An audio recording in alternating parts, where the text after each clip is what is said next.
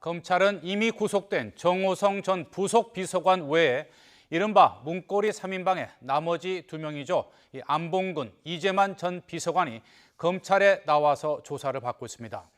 이와 함께 검찰은 최순실 게이트와 관련해서 첫 현직 대통령에 대한 조사를 이르면 내일부터 진행하기로 가닥을 잡고 청와대와 일정을 조율하고 있습니다.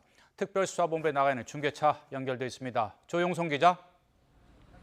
네, 서울중앙지방검찰청에 나와 있습니다.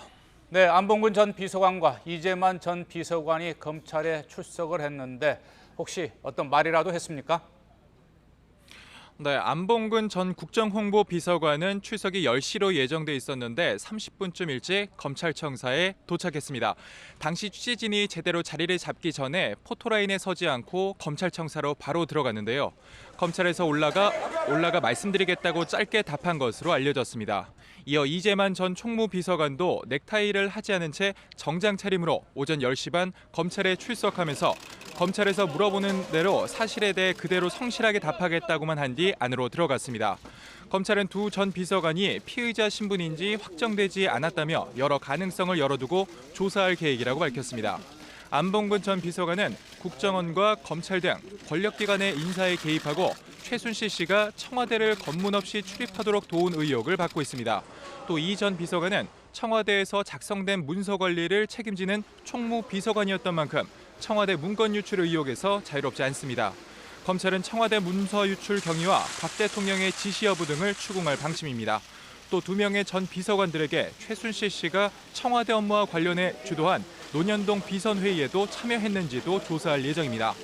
문고리 3인방에 속하는 이들은 박근혜 대통령이 지난 1998년 국회의원으로 정치에 입문한 때부터 20년 가까이 보좌해왔습니다. 검찰은 이들을 상대로 국정농단 사태에서 박근혜 대통령이 어떤 역할을 했는지 관련 진술을 확보하기 위한 조사도 이어질 것으로 보입니다. 네, 이렇게 대통령 최측근들의 조사를 받게 됐고 이 사상 초유의 현직 대통령에 대한 이 검찰의 조사가 언제 이루어질지가 가장 큰 관심사인데요. 이르면 내일부터 이 박근혜 대통령에 대한 조사가 시작된다고요? 그렇습니다. 대한민국 68년 헌정사상 처음으로 대통령 검찰 조사가 코앞으로 다가왔습니다. 검찰을 이르면 내일, 늦어도 모레까지는 박근혜 대통령을 대면 조사하는 방안을 제시했습니다. 하지만 청와대는 대통령 일정과 변호인 선임 문제 등을 고려해 이번 주 후반 조사받겠다는 뜻을 내비친 것으로 전해졌습니다. 현재 조율 중인데 헌정사상 최초의 박 대통령 조사에 대해 청와대 민정수석실이 내일쯤 결정할 예정입니다. 사상 초유의 현직 대통령 조사인 만큼 장소와 방법 등에 관심이 집중되고 있습니다.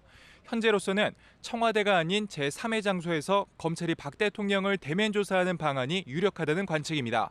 이와 관련해 정치권 관계자는 청와대 부근의 안전가옥, 즉 안가를 조사 장소로 검토하고 있는 거로 안다고 전했습니다. 안가는 청와대나 국가정보원 등 정부기관이 비밀과 보안 유지 속에 회의나 업무, 접견 등에 사용하는 공간인데 위치는 철저히 비밀에 붙여집니다. 문민정부 시절 대부분 철거됐지만 지금도 삼청동 일대에 몇 개가 남아 운영되는 것으로 알려졌습니다.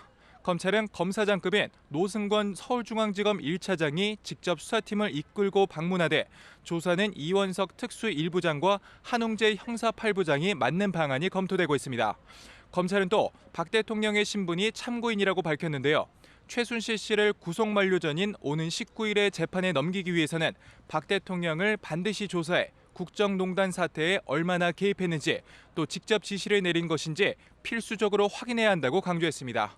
지금까지 서울중앙지검에서 YTN 조용성입니다.